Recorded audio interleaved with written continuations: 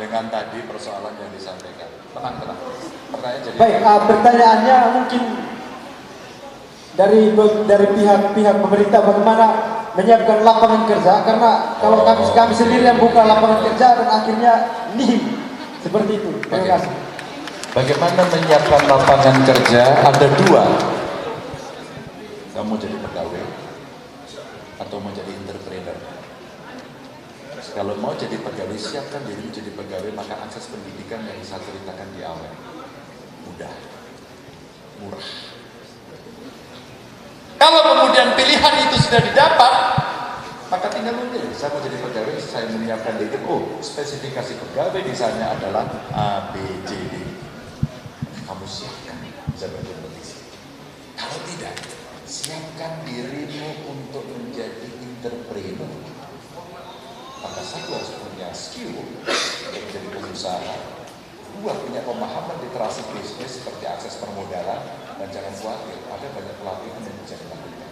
Mulai dari kapan? Mulai dari sekarang. Apa bisa dilakukan pemerintah? Menggali bakat anak-anak kita. Talent scouting. Begitu itu sudah apa? Ada ekstrakurikuler yang bisa diberikan. Contoh, ketika saya ketemu dengan anak muda, ketika saya menjadi gubernur Jawa Tengah, usulan dalam Pak Medan nggak usah banyak cincong. Pak, kami ini punya keterampilan yang beda-beda. Bapak bisa sediakan kreatif hub. Kreatif hub itulah co-working space yang kita berikan kepada anak muda, dan mereka berkumpul di situ, bertukar pikiran di situ, berdiskusi di situ, berkolaborasi di situ, dan kemudian kita jadi pengusaha. Ya. Kalau kemudian kita mau mengembangkan potensi yang ada di sini, oke, ada yang menerima tantangan saya bagaimana mengembangkan, katakan satu tenun saja dari NTT. Itu tantangan yang bisa kita bisnis bagus. Anda mau kembangkan pariwisata, oke, kita kembangkan. Pak, jangan digusur, Pak. Oke, nggak usah digusur. Tapi apa kesempatan yang bisa diberikan? Ini saya kasihkan contoh yang penting. Kreatif hub, timbul penghubung ekonomi kreatif dan pariwisata. Contoh pariwisata, kita punya segudang potensi-potensi. Jadi jangan khawatir, para anak-anak sudah terlibat. Ketika daerah merencanakan musyawarah pembangunan, musyawarah perencanaan pembangunan, Anda itu bicara. Saya mau kembangkan ini, polanya begini, kami ikut terlibat seperti ini. Tolong menjadi fasilitasi, pemerintah fasilitasi. Aduh, kamu ingin jadi pengusaha atau pegawai? Pengusaha, udah pas. Jadi pengusaha, udah top ini, hebat kamu ya. Oke. Kayaknya kamu perlu bertemu dengan banyak orang untuk nanti mengerti hal-hal yang tadi saya sampaikan dalam kreativitas. Kalau mau bicara, kalau mau. Baik, terima kasih untuk kesempatan yang diberikan bagi saya. Perkenalkan, nama saya Yunike dari. Panggilannya? Nama saya Yunike Duryabani, panggilannya Yunike. Yunike. Yunike. Ya, Yunike. Yunike. Panggilannya Yunike. Ada itu dulu merek apa itu? Paket itu ya? Yunike. Ini prodi akuntansi. Oke. Oh, yang temennya ya. Pertanyaan apa Yunike? Oke, baik Pak. Tadi seperti yang di awal, Bapak kan sudah bilang untuk bisa menaikkan ekonomi masyarakat lemah, itu yang kita kasih bukan ikan ya, tapi pancing ya, ya kan Pak? Ya. Nah, di sini saya lihat satu fenomena, memang betul untuk meningkatkan ekonomi masyarakat salah satunya lewat pendidikan. Tapi ada satu fenomena Pak, yang dimana mahasiswa yang tamat dari satu universitas, ketika tamat, ya realitanya belum tentu penghasilannya itu sama. Dan betul. Tapi begini Pak, saya juga lihat satu fenomena, jika kesuksesan seseorang diukur berdasarkan tingkat pendidikan, ya di realitanya ya itu malah terjadi sebaliknya. Seperti begini Pak, orang yang lulusan SMA itu bisa saja penghasilannya lebih besar dibandingkan sarjana. Ya itu kan Pak. Nah dari sini saya kemudian berpikir kalau oke, sekolah, kuliah, tapi tamat lapangan pekerjaan, ya jujur kalau misalkan mau bangun usaha itu kan butuh modal besar kan Pak. Ya, ya betul Pak. Tapi kebanyakan Pak, kalau misalkan di daerah, khususnya di Nusa Tenggara Timur, mungkin pandangan saya secara pribadi, itu masyarakat lebih banyakan mau untuk jadi pegawai negeri sipil, belum kepikiran untuk entrepreneur. Betul ya? Kepikiran ya. Oh ya. Jadi pertanyaannya apa? Pertanyaan saya ini Pak, menurut Bapak, apakah untuk bisa berhasil dalam hidup itu hanya terus untuk fokus sama pendidikan saja, atau kalau misalkan kerja kan masih gaji UMR kan Pak? Nah gaji UMR kan ya kalau di NTT kecil. Nah menurut Bapak apa yang perlu dilakukan bagi kami anak-anak muda jika misalkan pada saat tamat kuliah oke, kerja hasilkan uang penutup kebutuhan hidup, tapi kalau misalkan goals jangka panjangnya untuk Stop. Pertanyaannya apa? Ini latihan merumuskan pertanyaan, nggak apa-apa. Coba, kamu simpel aja sekarang pertanyaannya Pak, bagaimana caranya agar kami sarjana yang bakalan tamat Pak bisa tetap punya penghasilan, tapi bukan gaji UMR, tapi penghasilannya besar. Oh, cocok. Orang gaji besar itu kerjanya di mana sih? Kalau biasanya kalau misalkan di bidang digital, kalau orang mau bekerja gajinya besar itu menurutmu kerjanya di mana sih? kalau mau gaji besar pengusaha Pak. Kalau Pengusaha nggak pegawai. iya, kalau kerja mungkin levelnya CEO Pak. Mungkin berarti Teman-teman gini ya, ini pertanyaan bagus tapi siapa? Kami pengen dapat duit banyak. Kami pengen bekerja. Pertanyaan simpel aja. Orang ini berproses. Saya bisa sampai berdiri di Undana ini, itu bukan tiba-tiba. Ya. Bukan fasilitas. Oke, UGM. Kalau lama tidak, tapi ilmunya dalam, sudah begitu. Kami bekerja pertama juga mimpinya seperti ini. Tapi kami tidak. Maka kamu harus belajar. Bahkan gaji pertama saya itu untuk membayar kos-kosan saja pas. Maka otak kita berpikir bagaimana kita survive. Kita harus tough. Bukan lulus duduk manis minta bayaran mahal. Tapi bisa nggak Pak? Bisa. Maka saya tanya, bayaran yang rata-rata tinggi apa? BUMN. Tinggal kamu siapkan diri ke BUMN karena itu perusahaan MNC, multinational corporations, perusahaan asing, bayarannya tinggi. Ke sekolah hukum, pengen jadi lawyer, masuklah lawyer yang besar. Dan kamu sebagai yang lawyer di situ, pasti bayarnya juga tidak tinggi. Tapi kamu bisa memilih. Maka spesifikasinya biasanya tinggi. BE-mu bagus, bahasa asingmu bagus, gitu kan? Itu ukuran fresh graduate. Dan kamu punya nilai pas-pas yang lain. Jika itu kamu miliki, kamu akan dapatkan itu. Gampang ya? Tapi jika tidak kamu miliki, maka kamu harus mempersiapkan itu. Yang kedua kemudian, jadi pengusaha seperti tadi teman. Dan proses itu dilalui. Saya masih ingat dulu kerja dengan dibayar 300.000. Dan saya kesulitan untuk membelanjakan. Maka saya ikut membantu dagang apapun. Dan saya juga tidak terlalu berhasil. Pernah dengar nama Atta Halilintar? Pernah. Dia lulusan apa sekolahnya? Ada yang tahu? Ada yang tahu? Ya. SMA nggak selesai kalau nggak salah. Kayak Bu Susi Pujiastuti. SMA juga nggak selesai. Jadi pendidikan itu adalah ikhtiar kita untuk mencapai syarat ikhtiar. Tapi apakah otomatis? Belum tentu. Maka kemudian saya katakan butuh soft skill. Soft skill. Jejaring, komunikasi yang bagus dan lain sebagainya. Ini penting. Atta Halilintar saya tanya, Pak, kamu caranya bisnis? Pokoknya saya jual aja, Pak. Kamu nggak punya modal? Enggak, Pak. Lalu bagaimana? Saya umum pada tetangga-tetangga, ada barangmu yang mau kita jualin nggak? Dia ketuk pintu. Ada ini kulkas bekas mau saya jual, aku jualin ya. Dia punya ilmu sales yang bagus. Soft skill. Saya tanya Atta, ada bukunya juga. Dan kemudian dia kembangkan terus dengan segala kreativitasnya, kemudian potensi-potensinya dia keluarkan. Jadilah dia hari ini. Saya merangkak seperti itu, kerja di kantor orang, kemudian berpantau dengan orang, cari terus karena saya tidak pernah mau menerima kondisiku hanya segitu saja.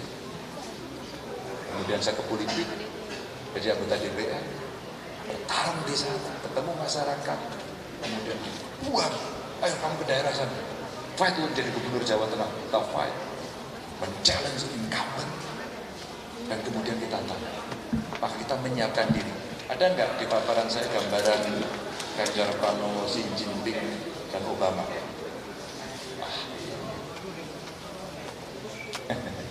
Dari ideologi turun ke hati. Ganjar yang paling kiri, tengah ini Xi Jinping, yang paling kanan Obama. Ternyata 3 orang ini pernah masuk partai di usia saya 24 tahun, Xi Jinping ini 21 tahun, Obama lebih tua 35 tahun.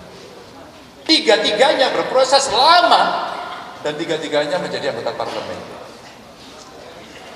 Hah? Instan? Bung, mie instan aja dimasak dulu, Bung. Mie instan aja dimasak dulu. Saya menjadi anggota DPR usia 36. Presiden Xi Jinping menjadi anggota DPR Kongres Legislatif usianya lebih tua, 54. Ya. Dan Obama bareng sama saya usianya baru 36. Jadi anggota parlemen.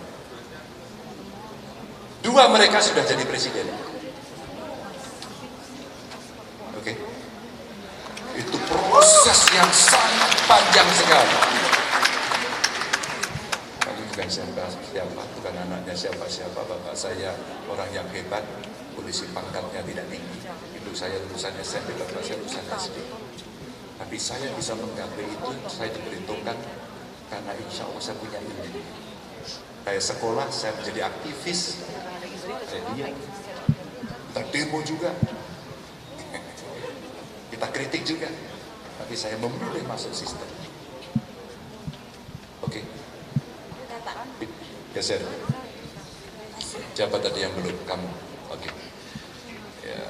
Terima kasih Dionisio di Nova Valadares. Panggilannya? Doni. Doni? Ya. Kamu kuliah di mana, Don? Saya dari Fakultas Hukum. Hukum? Ya. Ada supporternya. Don, apa pertanyaanmu, Don? Baik, terima kasih Bapak. Karena saya dari melihat kondisi dan situasi Indonesia saat ini, Bapak, Ya. di mana korupsi itu sangat merajalela, Bapak. Oke. Sangat merajalela, seperti korupsi pejabat. Tantangan ini menjadi suatu yang sangat sulit bagi kami, generasi milenial, khususnya dalam menyongsong generasi emas tahun 2045. Oke. Jadi pertanyaannya? Iya Bapak. Bagaimana? Jadi pertanyaan saya gini Bapak. Ya. Pertanyaan saya, bagaimana langkah-langkah atau upaya preventif yang akan dilakukan oleh Bapak jika Bapak nanti terpilih menjadi orang nomor 1 Republik Indonesia? Ada interpretasi atau pandangan Bapak itu berbeda dengan partai politik karena Bapak selain sebagai kepala pemerintahan juga sebagai kader partai politik. Ya. Terima kasih Bapak. Saya 10 tahun jadi gubernur. Saya sudah memutuskan sendiri. Bagaimana cara tidak korupsi? Dicontohin dulu dari pimpinan tertinggi. Kalau pimpinan tertinggi tidak minta-minta setoran, maka bawahan bisa kita tendang. Halo, kamu jangan minta-minta juga ya. Kalau kamu minta-minta saya pecat. Kalau pemimpin tertinggi membuatkan sistem yang fair, maka siapapun yang akan menduduki jabatan melalui promosi terbuka. Bukan jual beli jabatan, dikontrol sendiri. 2. 3, cegahlah sistem agar tidak korupsi. Maka ada 3 syarat. Regulasinya mesti kuat. Regulasi pada sistem kelembagaan yang bisa menghalangi. Dan terakhir, pilihlah aktornya. Aktor yang punya integritas tinggi. Saya beberapa waktu lalu datang kepada Ibu Mary Hugeng. Hugeng adalah Kapolri legend di Indonesia. Hebat dia. Bahkan mobil dinasnya pun, mobil dinas dipinjam orang, tidak dikasih. Karena apa? Karena ini punya negara. Ibunya jualan bunga di rumah, pada saat kemudian beliau jadi Kapolri, beliau ceritakan, hai anak buahku, jangan pernah dan saya larang kamu membeli bunga di tempat istriku. Karena apa? Pasti kamu ingin melarisi dia karena jabatanku. Maka hidupnya sederhana. Itu kecuali kalian pengusaha. 3, regulasi bagus, kemudian sistem kelembagaan yang jalan dan aktornya bagus. 10 tahun itu kemudian ketika kita berbeda, kita berani memutuskan sendiri. Hasilnya ini. Mana tadi? Buka lagi, Bu. Hasilnya ini. Nah, gampang. Ini yang terjadi. Bagaimana cara kita melakukan itu? Saya contohin. Maaf kalimatnya. Teman-teman gak usah store saya ya.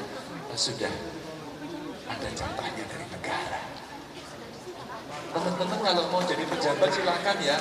Anda promosi saja, gak usah dekat-dekati saya. Kenapa?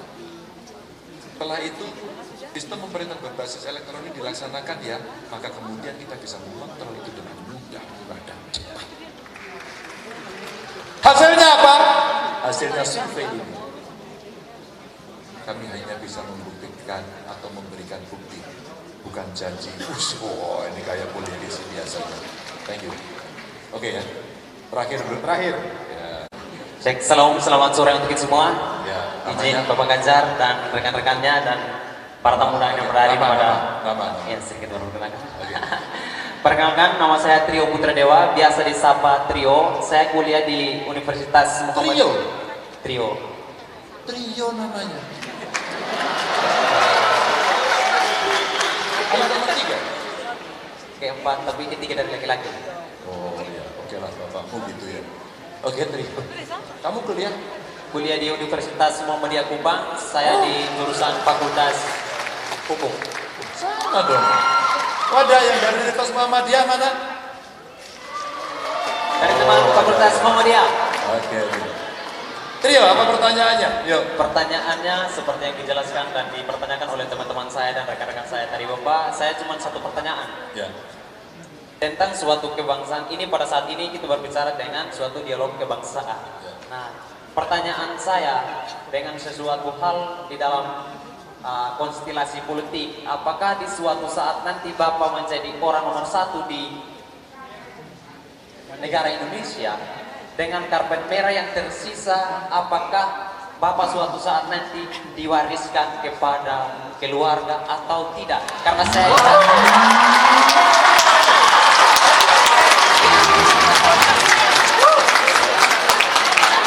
Ini pertanyaannya itu. Oke. Itu langsung pertanyaan saya dan masih ada keselanjutan Bapak. Dengan terkait dengan karpet merah. Pada saat ini juga karpet merah adalah tempat jalan kita bersama tadi dengan Pak Ganjar Pranowo. Masih ada karpet merah yang tersisa di Kabupaten Sumba Barat Daya. Saya ingin menyampaikan di Bapak yang masih dilumpuri oleh darah kekurangan dan kemiskinan di Sumba Barat Daya. Terlebih khususnya di Sumba Barat. Saya bukan mewakili pemerintah Sumba Barat Daya. saya hanya menyampaikan aspirasi saya selaku anak muda yang mau berkarir juga seperti Bapak suatu saat nanti. Selamat sore untuk semua. Ya. Trio, Pengen apa? pengen tepuk tangan. Ini kayaknya mesti saya kader ini. Ya kamu masuk PDIP aja. Sorry lo ya. Sorry gini. Kamu boleh masuk partai lain. Tapi saya ini dikader dari kecil. Dari mahasiswa. Dan saya bisa menjadi mentornya Trio. Ya, kalau anak muda kita aja seperti Trio, kita siapkan betul. Maka saya tunjukkan tadi, saya usia berapa masuk partai? Kamu usia berapa sekarang? Dua-dua Pak. Ah, pas. Dua-dua pas kan? Kalau kamu 2 tahun ini sudah masuk partai, apapun lah, ikut saya lebih baik. Siap Pak. Nanti dulu, gini. Kalau dia ikut yang lain, siapa yang berani statement menjadi mentor? Belum tahu. Kalau ikut saya, udah pasti mentornya saya. Mentornya kira-kira siapa? Mentornya pernah menapaki dan sukses. Maka kalau saya mau bicara, Trio, kamu pengen jadi bupati? Begini caranya. Ini langkahnya. Kenapa Pak Ganjar bisa ngomong, saya 2 periode terpilih kok? Iya. Apa yang mau saya ceritakan? Memberikan semangat pada anak muda. Pertanyaan saya satu, saya mau jawab dengan pertanyaan. Kalau kamu jadi bupati, korupsi enggak? Nah, Bagus. Jawabannya udah tegas, tidak. Pernah lihat uang 1 miliar? Pernah lihat uang 1 miliar? belum pernah Pak. Belum. Kalau suatu ketika ada orang datang, Pak Bupati Trio, ini Pak, sekedar untuk oleh-oleh saja. Tak di depanmu. Dadah. Terima kasih Pak.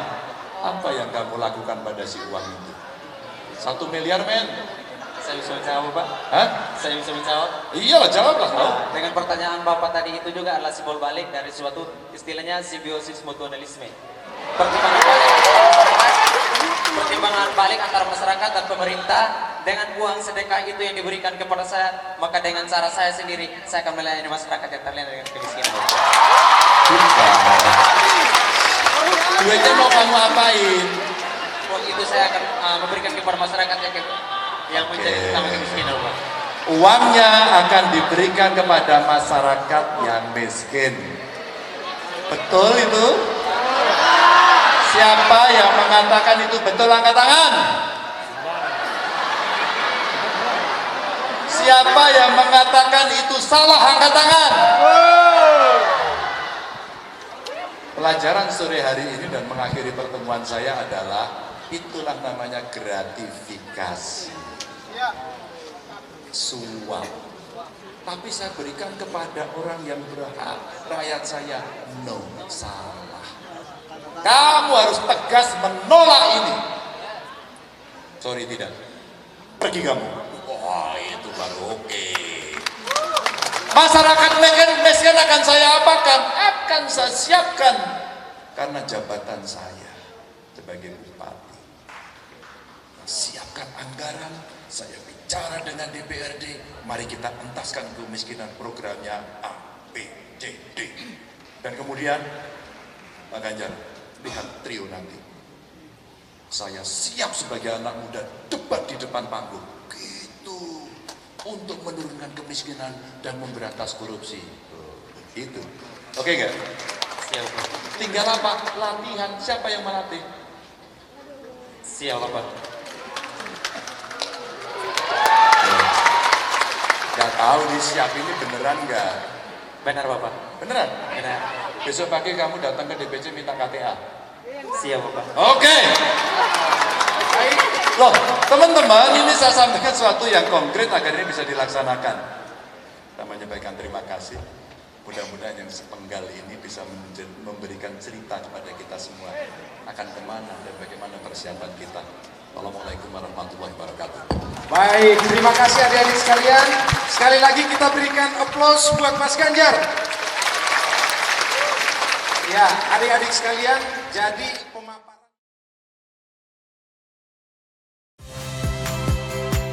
Saya Saya Niluh Puspa. Saksikan program-program Kompas TV melalui siaran digital, pay TV, dan media streaming lainnya.